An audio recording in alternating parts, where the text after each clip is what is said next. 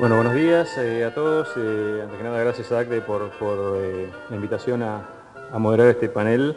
Un poco la idea del panel es, desde la dirigencia política, desde la nueva dirigencia política, analizar algunas de las cuestiones que tienen que ver con respecto a la generación de una visión país, a la generación de un norte, un sentido de dirección compartido.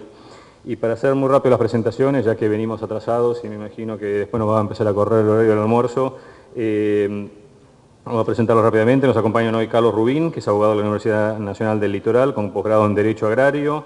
En 1997 fue elegido intendente municipal de Curuzú, Guatía Corrientes y reelecto en 2001. Rubén Giustiniani es ingeniero civil de la Universidad Nacional de Rosario, actualmente es senador nacional y presidente del Partido Socialista. José María Echeverri, abogado y procurador de la Universidad Nacional de La Plata, Facultad de Ciencias Jurídicas y Sociales, actualmente vicepresidente tercero de la Honorable Cámara de Senadores de la Provincia de Buenos Aires. Esteban Bullrich, máster en Administración de Empresas de la Universidad de Kellogg en Estados Unidos, vicepresidente de Recrear para el Crecimiento de Capital Federal. Y Gabriela Michetti tiene una maestría en Gestión de Negocios e Integración, especialista en Relaciones Comerciales Internacionales, Formulación y Gestión de Proyectos de Cooperación Internacional, y legisladora de la Ciudad de Buenos Aires hace casi dos años ya. Es un gusto compartir con ellos. Un poco la modalidad del panel va a ser, vamos a empezar con algunas preguntas que le vamos a dirigir a cada uno de ellos.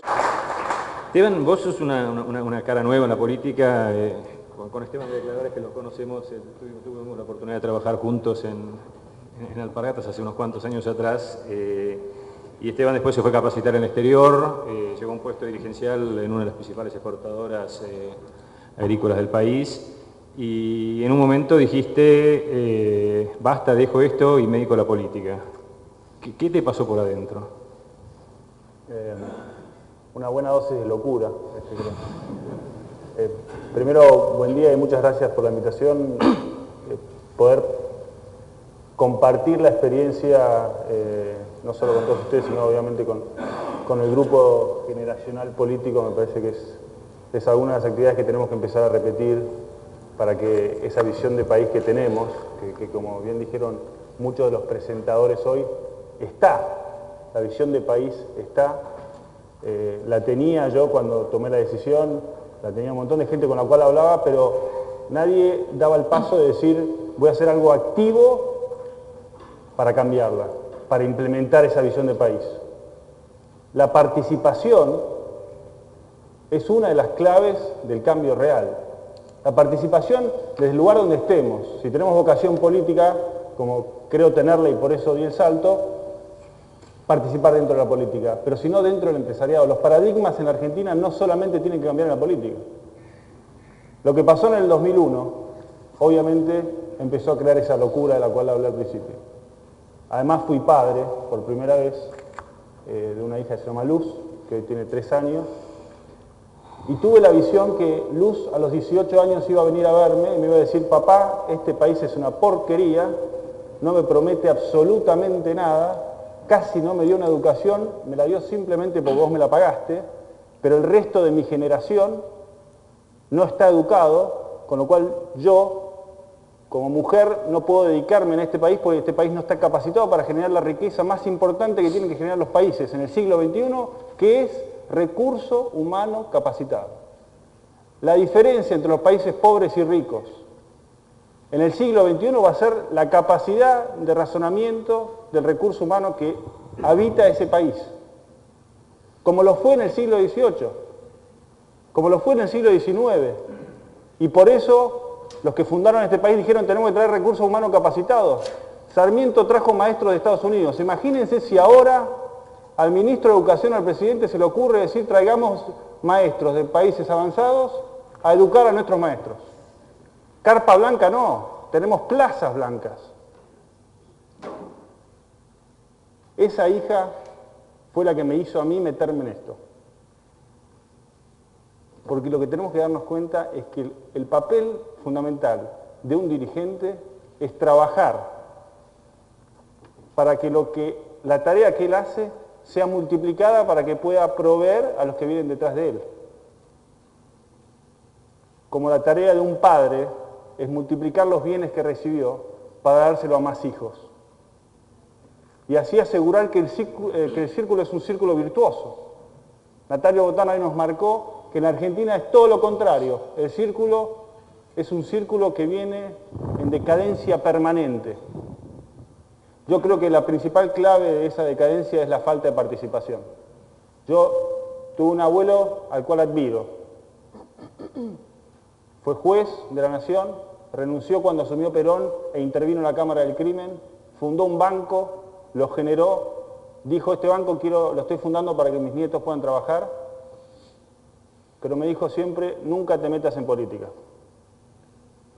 Nunca te metas en política. Esa era la lección de las generaciones que nos precedieron. Y es la única crítica que tengo contra mi abuelo, además que era un poco celoso con mi abuela, pero la única crítica que tengo con mi abuelo es esa.